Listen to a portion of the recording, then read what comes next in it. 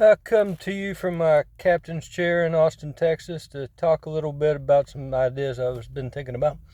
Uh, a lot of people believe in conspiracies, have some conspiracies they believe in. Some people I've heard say they don't believe in conspiracies. Okay, well, first of all, to put this in perspective, let's understand what a conspiracy is in basic terms that the average person can gather. I think the average person can gather.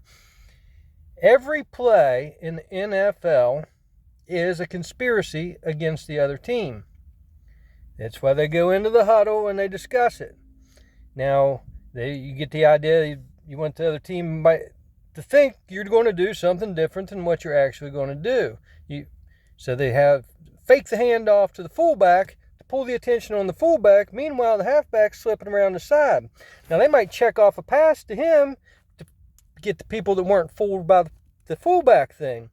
Throw to the other side, and then go as far as to have that guy be a guy that can actually throw the ball pretty well, and he'd be behind the line of scrimmage and then shoot downfield for the long bomb that you weren't even expecting coming. That's a elaborate conspiracy of a football play, but it's a type that when it does work, it has a significant gain. So that being said, that's what you need to understand. And so now that we've got it on the focus of the NFL, and we'll go with that for a little bit, because NFL, the way it's set up, you could think of it in terms of some things along those lines. Like Tom Brady was a great conspire on the field. He was sort of like a president, because he was, that he achieved the highest honors as a quarterback. But he was the type of president that, although he achieved victories, Belichick wasn't on the field. And now you got to understand why this applies to worldwide conspiracies to a degree, because the thing is with lost my train of thought there on that. President Tom Brady, if you think about the way he handled things, and Belichick being sort of like a CIA director, let's go to Deflategate, because typically the conspiracy is only on the other team, okay? But rarely has there been a conspiracy within the NFL. Now, because all of this is within the rules, and it's a known thing that each team is like a sort of like a country, because they got their own intelligence director, that's your head coach, and the president, who's the guy carrying out the orders to the players on the field. Okay, we as human beings are like the players on the field to a large degree. Okay, but once a conspiracy happened within the whole thing, because they thought that Brady had conspired against the NFL to a degree by having balls deflated. Now, a lot of people would say, "Why? How is that? How could that help you?" I'm going to disclose something about how that does help. A little bit of air out of the ball, because one time, it was a cold day, and the ball I was using outside, and I didn't deflate the thing. We didn't deflate it, mind you. Me and my boys didn't deflate the ball, but it was a cold day, and the ball had been outside, so it was a little bit deflated. Now, a fully inflated ball on a cold day hurts the fingertips. When it hits the fingertips, it hurts. So from the receiver's perspective, it helps. It doesn't help the quarterback. It helps the receivers.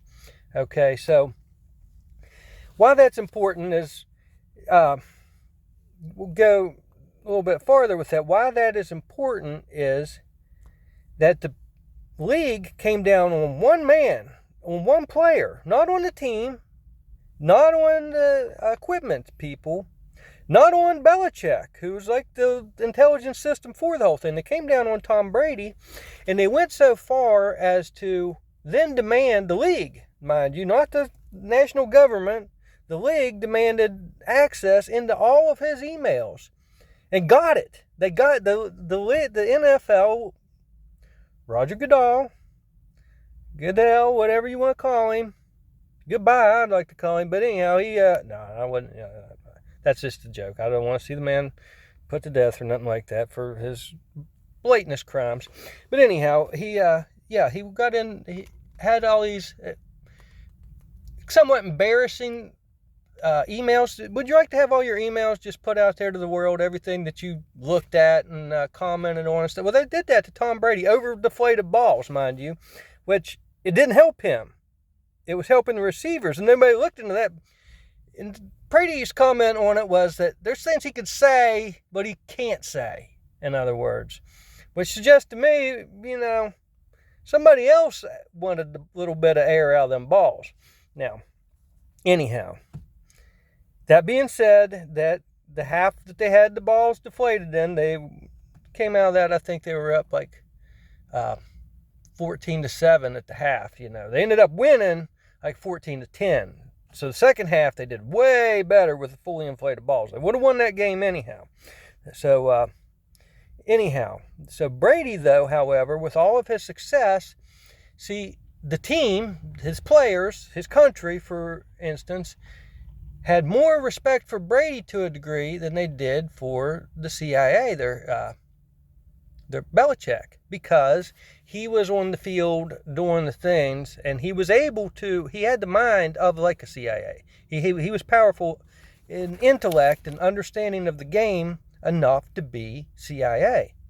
So wasn't John F. Kennedy. He had his own system of doing things. But when you go against the head coach to a certain point, the coach wants to put another guy in there that's going to carry out his thing on the field, despite victories, because it's a matter of getting man's pride and ego, building the game. Belichick being a very smart coach, and I think he is a very brilliant CIA director. But the thing is that he doesn't have the voice of a powerful leader. So with Brady being the type of quarterback that say, hey, listen to coach in the locker room and stuff, he was actually giving a lot to his CIA. President Brady was actually doing a lot for his CIA. But the fact that coach might say, run this play, and he'd already have an idea, okay, well, I'll look at that. And I'll look at that receiver, but if he's not open, I got this other one I'm going to throw to. And he did that a lot. And it was successful, and it got them 5 Super Bowls. Okay? But it got to the point where 3 years of Belichick getting tired of Brady's status and not carrying out his thing, and trying to get him replaced, trying to get him out of there. Now, it's not like they got John F. Kennedy out of there, because it's not as easy. Because the league is set up to where if you're a coach, you can bench whoever you want to bench. Okay, well, the CIA, once elected officials put in place, they can't just bench them. It's not set up that way, so they got to. So anyhow, finally Brady, is fed up, and he went to another team, and that's like going to another country. So he went down south, and let's say he went to Cuba. But he didn't. He went to Tampa, not far from Cuba, really. But so he went down there to Arians, and Coach Arians wanted him back because he wanted to win, because Brady gets results. And he did, and he got that Super Bowl in his pocket. Now, the thing is that a country wants to keep on top, but also once you get that goal, once you've got on top and you get that Super Bowl ring, you got to keep it. And it takes a lot, because all the other countries, all the other teams want to be on top too, naturally. They want success for their country and their team. All right? So he got down there, and they got the Super Bowl ring, but the next year, that was like, they stayed pretty good all the years with Brady, but they didn't get to that Brady level of what he demanded from his team after. I'll tell you what, that Brady still had a few Super Bowls left in him. He still had a few Super Bowls left in him, but he tired of dealing with players conspiring against him to a degree. And I could point to proof of this, but I'm not going to, because I'd have to pull up footage and stuff I don't really have access to, because, for copyright reasons for one thing, and also technology things I don't have at my disposal at the time. But anyhow, his own players conspired against him to a degree, and he's like, okay, I'm done. But so now you got the idea of their talk about Brady being put in the booth, or being a commentator and stuff like that. And he'd be great at it. But the thing is, he'd be so great at it that the defense would be wise to have an earphone in listening to whatever he was saying about the plays that were happening, because during for instance, I forget the quarterback's name, ex-Dallas quarterback, who was in the booth whenever the 2018, 2019, whenever the Patriots were playing the Kansas City Chiefs in the AFC Championship, the guy that was in the booth was saying, I think they're going to do this, I think they're going to do that, and on the last drive of the game, and they did pretty much everything he said they was going to do, because a quarterback knows these type of things, a smart quarterback. And you get Brady in a booth, and the defense would be wise to put that ear thing in there, because he's going to be probably predicting what the quarterback's going to do, if it's going to work. And so, that being said, and to skip off to a degree, now you think, here's a concept that doesn't really exist in the NFL so much, is the idea of allied nations. Like, there's no team that's working together with another team to accomplish goals. Each team thinks of itself as an entity, and they might have a trade of players, and do some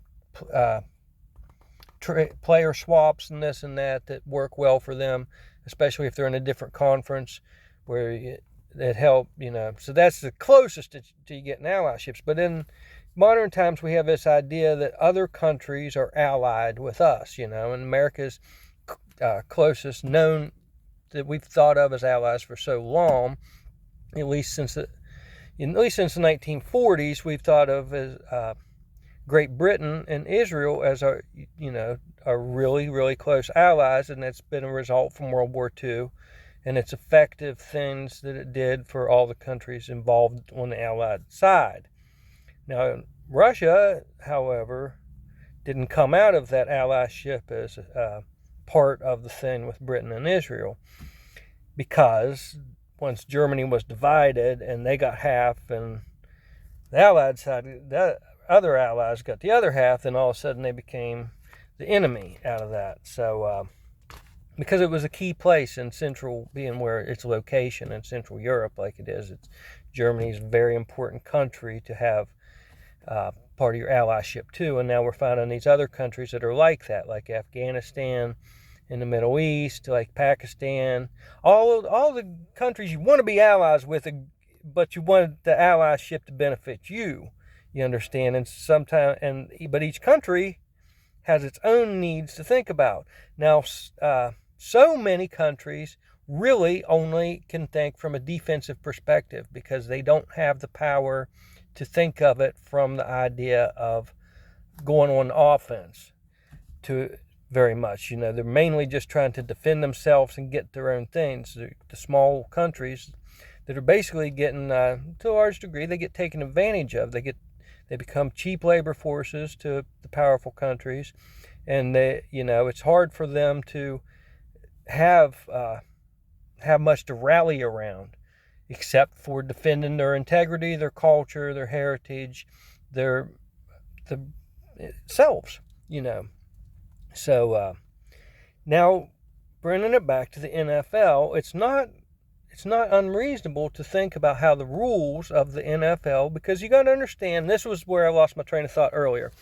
The whole idea of the rules in the NFL are set up to have it set up to where, say, what are the rules of engagement?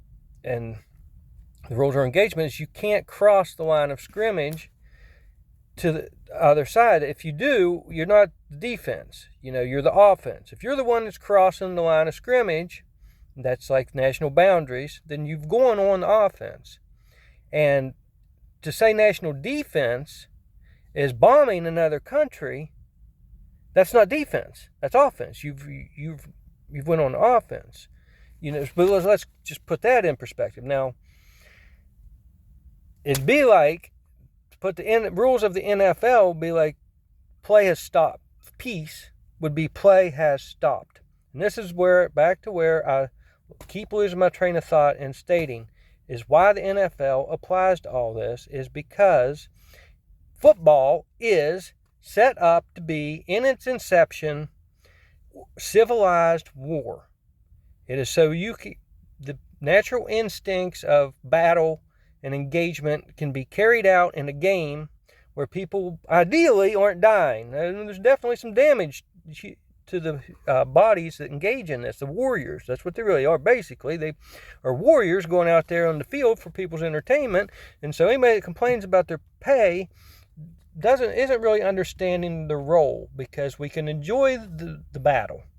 And it's done with soccer too. Soccer might be more civilized to a degree because there's on the field's perspective, but in the stands there's people dying. So either way, it doesn't get the aggression out as well, because fans watching NFL games aren't dying because they're so focused on the battle going on the field. So maybe having it be so civilized in soccer, kickball, whatever you want to call it, isn't getting out the frustration as well as the NFL does. And MMA and stuff also does that, but it doesn't have the strategy aspects put into it, because not only does it occupy the animalistic, if you want to call it that, physical engagements that MMA engages that aspect of the mind, but it doesn't engage the conspiratorial aspects of the mind. So NFL is a great release for all the people that might be plotting ways that they can, because it just happen amongst countries. The idea of conspiring, buddies might get together and say, hey, we could get some chicks if we get together and build a nice little club and start pumping some music out here. You know what I mean? It's not bad, but it's a conspiracy. So the back to the rules, putting the rules of the NFL into the way we handle engagement is stopping the game. Basically, it would be to if we're all going to really have peace, nobody can be crossing anybody's borders without there being a trade agreement, without there being okay, we're going to let so many of you guys cross here, but we get this out of it, we've got to get something out of it. You can't just, but now you got to think about why a country would want to just be as a leader of the conspiracy amongst leaders could be well, you know what, if we let a whole bunch of other players in on our team, then that'll make the players that we think haven't been playing hard enough start playing a little harder, because they'll have to get to have their positions that they had before. That's one idea of way of conspiracy. But if you were another team wanting to do it, say you're pretending to be an ally of a team, you can be like, hey, we got a great idea. We're going to let a bunch of players on your team, and they're going to make your players play harder, but the players they're letting in on your team are the players that they don't want, because they're the ones that have been not listening to the coach in the locker room. They're not organized. They're bringing drugs in, so they're going to get your team all messed up. And so that's the way people who you think are your allies could become. So that's why once you're a country and you're established as a country, you need to realize that even teams that you're friendly with, and you should have friendly engagements with all other countries, ideally, if we could have the game stopped and then implement these ideas of if a country starts crossing another country, well, what do they do in the NFL? Say play is stopped, and before the snap of the ball, if it's not going to be in there snap of the ball, like I'm suggesting in peace agreement, would be if anybody crosses them, that with the penalty, then the NFL implements a penalty. That's called encroachment. And encroachment means that you crossed, now the borders are getting pushed back 5 yards. See? You did it. You're the one that caused it. So if you implement some rules like that into the NFL, it could be good for the world. Thank you.